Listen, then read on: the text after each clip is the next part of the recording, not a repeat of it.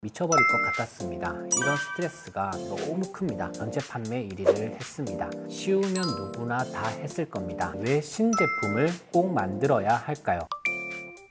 안녕하세요, 셀링안입니다. 네, 혹시 앞에 영상은 보셨나요? 제가 처음 영상을 찍다 보니 실수를 했거나 부족한 부분이 있을 수 있을 것 같습니다. 조금씩 보완해 나가도록 하겠습니다. 제가 앞 영상에서 설명드렸던 D-Day 달력을 기억하시나요? 아이디어를 내고 개발하는 것을 신제품을 만든다 또는 제품을 기획하거나 개발했다 라고 표현을 하는데요. 저는 이 중에서 신제품이라는 단어를 가장 많이 쓰고 있습니다.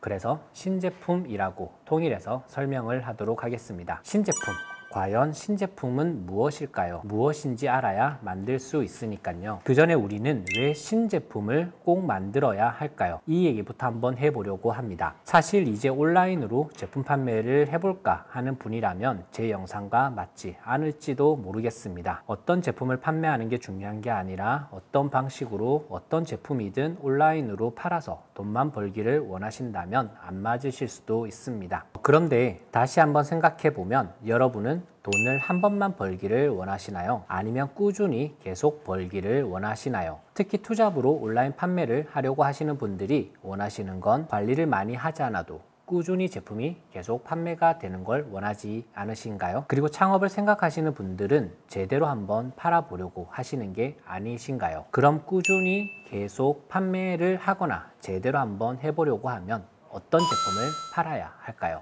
도매 사이트에서 남들 다 파는 제품을 등록만 해서 파는 게 과연 지속 가능할까요? 안 됩니다. 절대 안 됩니다. 당장은 되는 것처럼 보일 수 있지만 지속되지 못합니다. 제가 20년 동안 이 일을 하면서 등록해서 파는 것을 안 해봤을까요? 여러분들 혹시 중국의 이우 시장이라고 들어보셨나요? 상해 근처에 있는 이 이우라는 곳은 만리장성처럼 길게 생긴 도매 시장입니다. 세상의 모든 것들이 다 있습니다. 한국의 도매 시장의 대부분의 물건들이 바로 이 이우 시장에서 넘어온 물건들입니다. 저는 20년 전에 처음 이우 시장을 알게 되었고 거기서 정말 많은 제품들을 가져와서 팔아봤습니다. 어떻게 되었을까요? 20년 전 옥션이라는 곳이 유일하게 가장 큰 쇼핑몰이었을 때 저는 수십 번도 더 이 옥션에서 전체 판매 1위를 했습니다.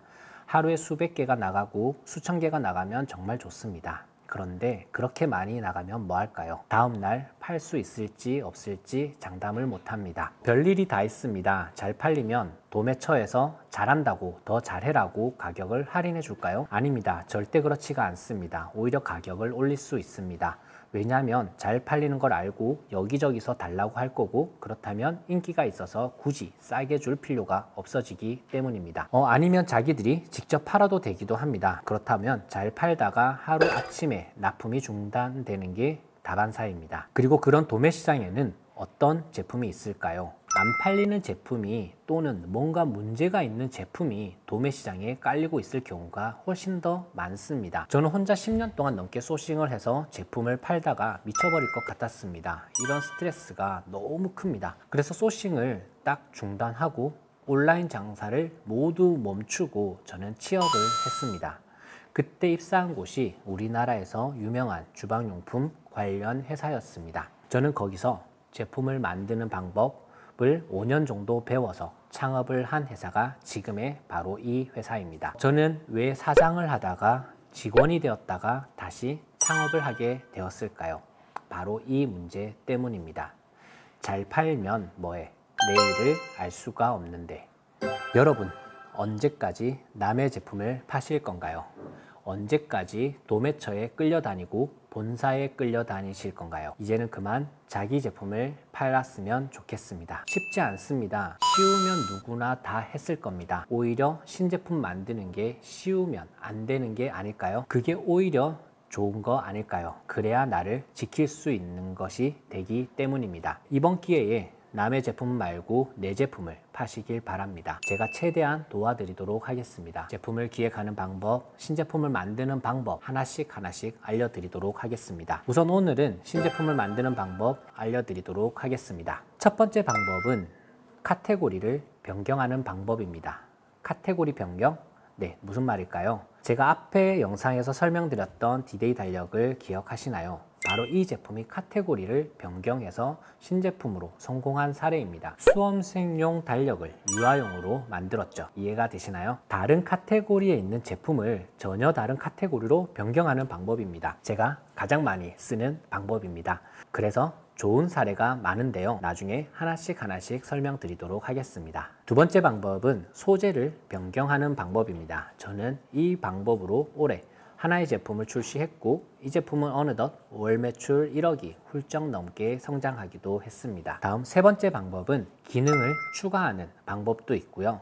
또 네 번째 방법은 진짜 세상에 없던 아이디어로 제품을 만드는 방법도 있지만 사실 이 방법은 저는 잘 쓰고 있지 않습니다. 다섯 번째 방법은 패키지를 변경하는 방법입니다. 이게 정말 쉬우면서도 효과가 큰 방법이기도 합니다. 저희 팀원분 중 한 분은 이 방법으로 양말을 만들고 팔아서 수만 켤레를 팔기도 하였습니다. 여섯 번째는 같은 제품인데 판매 채널을 바꾸는 방법입니다. 카페나 동호회 등에서 이런저런 아이디어를 만들어서 팔고 있는 것을 좋은 제품을 찾아서 다른 곳에서 파는 방법이 있고 또는 스마트 스토어 같은 곳에서 제대로 파는 방법도 있습니다.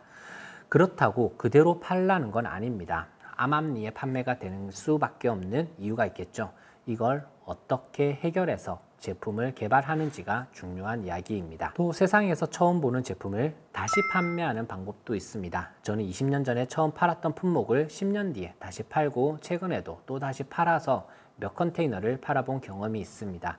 이 또한 쉬우면서도 파급력이 큰 좋은 방법이기도 합니다. 그리고 여덟 번째는 상세 페이지나 마케팅을 바꾸는 방법인데요. 이 또한 좋은 방법입니다. 그리고 마지막으로는 디자인이나 색상을 변경하는 방법입니다. 그냥 조금 다르게 예쁘게 디자인을 해라는 뜻이 아닙니다. 지금 설명드렸던 이 방법들을 앞으로 하나씩 사례를 들며 설명을 드리도록 하겠습니다. 그리고 저도 본업이 있다 보니 빠르게 영상을 올려드리지는 못할 것 같습니다. 그렇다면 이번 기회에 미리 구독을 해두시면 좋을 것 같습니다. 자, 그럼 다음 시간에 하나씩 제대로 설명드리도록 하겠습니다. 감사합니다.